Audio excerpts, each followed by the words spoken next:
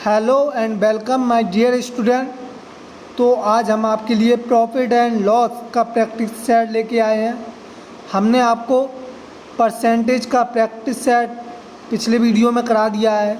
यह profit and loss यानी लाभ और हानि का प्रैक्टिस सेट है। यह केवल इलेक्ट्रीशियन और फिटर सेकेंड ईयर वालों के लिए है। इसको चाहे फर्स्ट ईयर वाले भी देख सकते हैं। तो चलते हैं क्वेश्चन पर और प्रैक्टिस सेट लगाते हैं। कह रहा है एक व्यक्ति ने 10 रुपये में 10 चीज़ें 8 रुपये में खरीदी और 1.25 रुपये के हिसाब से बेच दी, तो उसे लाभ कितना होगा।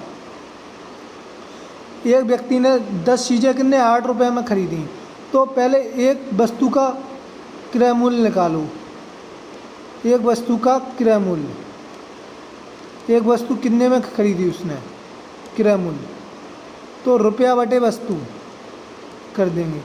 तो 8 बटे वस्तु कितनी है 10, तो 0.8 यानी 0.8 में उसने खरीदी, राइट।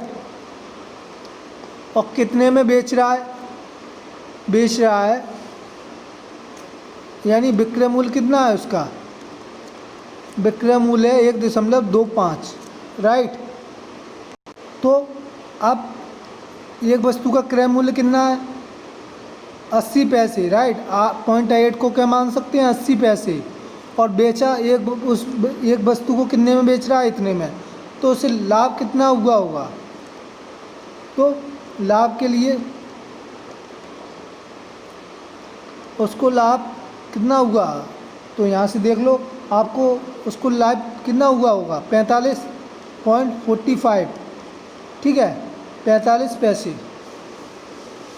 तो 45 पैसे हुए लाभ। अब वो कह रहा है तो लाभ बताइए परसेंटेज में। तो लाभ परसेंटेज में होता है लाभ बटे क्रय मूल्य गुणा 100। तो लाभ कितना हुआ ये परसेंटेज में निकल आएगा। तो इधर सॉल्व कर लेते हैं। लाभ कितना है उसका, कितना निकला था 0.45 अपॉन क्रय मूल्य कितना है उसका, क्रय मूल्य एक वस्तु का क्रय मूल्य कितना है 80 पैसे गुणा 100। तो ये क्या आ जाएगा, लाभ परसेंटेज में आ जाएगा। तो इसे सॉल्व करोगे तो आपका आ जाएगा 56 सही 1/4%, यानी ये इज़ राइट। नेक्स्ट कह रहा है 12 वस्तुओं का क्रय मूल्य 9 वस्तुओं के विक्रय मूल्य के बराबर है, तो लाभ प्रतिशत होगा। देखो 12 वस्तुओं का क्रय मूल्य, 12 वस्तुओं का क्रय मूल्य कितनी वस्तुओं के विक्रय मूल्य के बराबर है, 9 वस्तुओं के विक्रय मूल्य के बराबर है। अब इनको दोनों को इंटरचेंज कर लेंगे, तो ये हो गया, ये 9 इस तरफ चला गया, ये इस तरफ, राइट।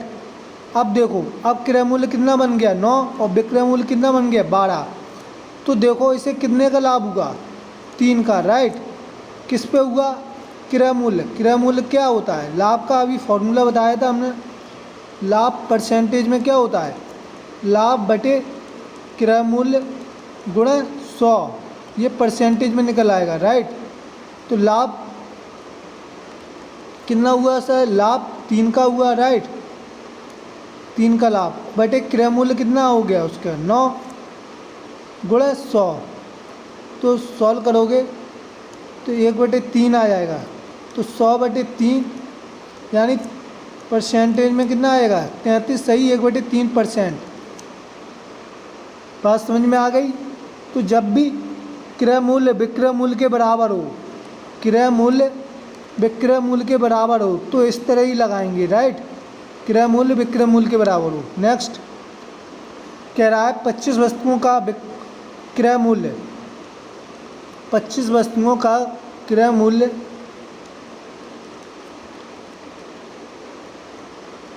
20 वस्तुओं के 25 वस्तुओं का क्रय मूल्य 20 वस्तुओं के विक्रय मूल्य के बराबर है। तो कह रहा है लाभ ज्ञात कीजिए। तो हमने क्या बताया था, इनको पहले इंटरचेंज कर लेंगे, राइट। ये हो गया 20, ये हो गया 25। अब देखो अब कितना का लाभ हो रहा है 5 का।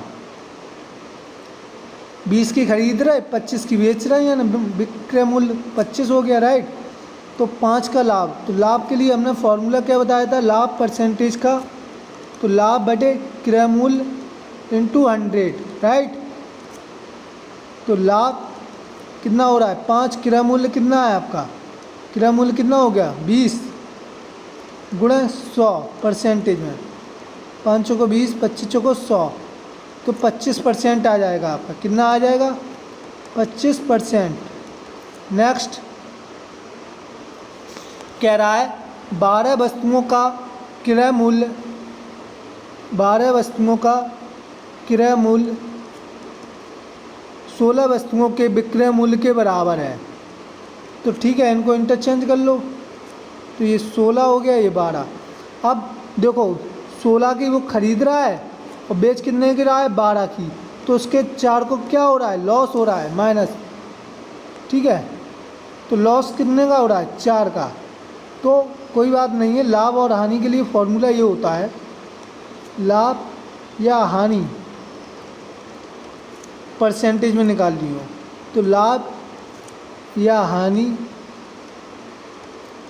बटे क्रय मूल्य,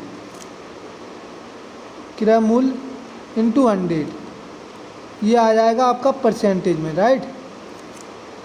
तो अब देखो यहाँ हानि हो रही है, तो यहाँ क्या लिख देंगे, हानि आर इक्वल हानि, ऊपर कितना हानि, तो -4 बटे क्रय मूल्य कितना है 16 और गुणे 100, तो 4, और ये कितना आ जाएगा -25% की हानि, राइट। -100 क्या करेगा हानि। नेक्स्ट कह रहा है क्वेश्चन, एक व्यापारी 5 रुपये में 6 की दर से वस्तु खरीदता है और 6 रुपये में 5 की दर से बेचता है। तो देखो एक व्यापारी है, 5 रुपये में 6 की दर से खरीद रहा है, 5 रुपये में 6 की दर से खरीदी उसने वस्तु, राइट, खरीदी, और बेच किसकी रहा है, तो बेच रहा है 6 रुपये में 5 की दर से, 6 रुपये में 5 की दर से, ठीक है। तो पहले एक का क्लियर करते हैं, तो हम क्या करेंगे, इनका एलसीएम लेंगे, 6 और 5 का एलसीएम कितना हो जाएगा 30, 6 और 5 का एलसीएम कितना हो गया 30, राइट। तो 30 हो गया, तो 30 से दोनों तरफ मल्टीप्लाई कर देंगे, 5 ये इस तरफ हो गया, ठीक है, 6 पंजे 30, तो ये कितना आ गया 25 और 5 छके 30, तो ये कितना आ जाएगा 36, यानी 25 की खरीद रहा है और 36 की बेच रहा है, उसको कितने का लाभ हुआ 11 का लाभ हुआ, राइट। तो लाभ परसेंटेज का फॉर्मूला वही है, लाभ बटे क्रय मूल्य, क्रय मूल्य कितना है उसका, खरीदा मतलब क्रय मूल्य, राइट, कितना है 25 गुणे 100, तो बस इसे सॉल्व करोगे, 25 चौको 100, यानी कितना आ जाएगा 44%, राइट। नेक्स्ट कह रहा है एक विक्रेता 5 रुपये में 6 की दर से संतरे खरीदता है, खरीद रहा मतलब क्रय मूल्य, राइट, और कितने की दर से बेच रहा है 5 रुपये में, रुपये बटे वस्तु लिखेंगे हमेशा, 6 की दर से वस्तु खरीदी और बेच कितनी रहा है 3 रुपये की दर से, यानी 3 रुपये की दर से, इधर कुछ मिट गया ना, तो 3 रुपये में 4 की दर से, इधर लिखा है 3 रुपये में 4 की दर से, ठीक है, 3 रुपये में 4 की दर से, राइट। तो रुपये कितना है 3 रुपये और वस्तु कितनी है 4,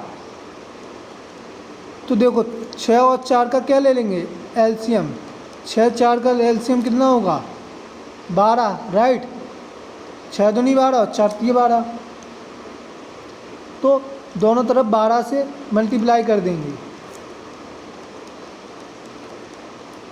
6 दूनी 12, ये कितना आ जाएगा 10 और 4 तीय 12, ये 9, तो लॉस हो गया उसे, 10 की खरीदी और 9 की बेच रहा है, राइट, कितने का लॉस हुआ 1 का, तो हानि बराबर हानि बटे क्रय मूल्य, यही लगा देंगे, गुणा 100।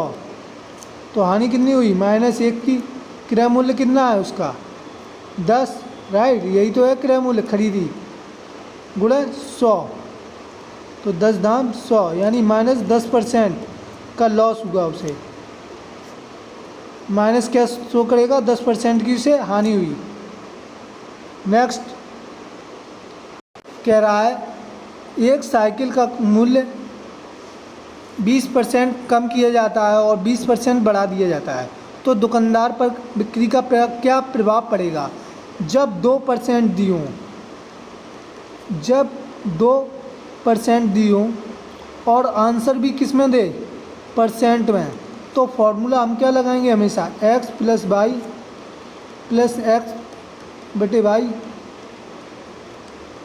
ये ठीक है। और जब केवल एक ही % दी हो, यहाँ देखो 2% दे रहा है, एक ये और एक ये, जब एक ही % दे, ठीक है, और आंसर भी किस में दे, परसेंट में, तो फॉर्मूला क्या लगाएंगे हम, R/100 plus minus R into 100, ठीक है, ये लगाएंगे। तो यहाँ 2% दी हैं, तो घबराओ नहीं, 20% में कमी हो रही और 20% में क्या हो रही, बढ़ोतरी। तो कमी के लिए हम क्या लगा देंगे, -x plus y plus x y बटे 100।